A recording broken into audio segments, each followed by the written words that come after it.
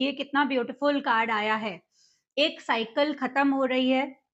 एक cycle and हो रही है, दी वर्ल्ड की एनर्जी है। यानी आप अपने लिए नए गोल्स बनाओगे, न्यू गोल्स बनाओगे, न्यू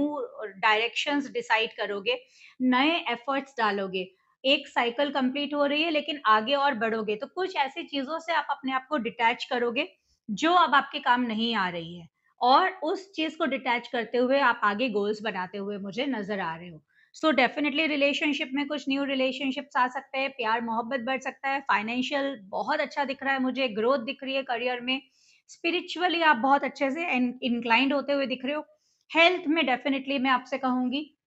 हेल्थ में आपको ध्यान रखने की ज़रूरत है और हेल्थ रिलेटेड जो भी चीज़ें मुझे दिख रही है, वो मेंटल दिख रही है, क्योंकि वो मेंटल इश्यूज़ है रिलेटेड टू एंग्ज़ायटी, स्ट्रेस, जो आप बहुत लंबे टाइम से कैरी कर रहे हो, जिनसे आप मुक्ति नहीं पा पा रहे हो, उन चीज़ों से आप डेफ़िनिटली मुक्ति पा पाओगे। तो अगर आप ऐसा कुछ सोच रहे हो कि आप निकलना चाहते हो किसी ऐसी चीज़ से जिससे आपको दुःख या दर्द हुआ है, तो अब ये मैं गारंटी देती हूँ कि आने वाले 3 महीने बहुत ट्रांसफ़ॉर्मेटिव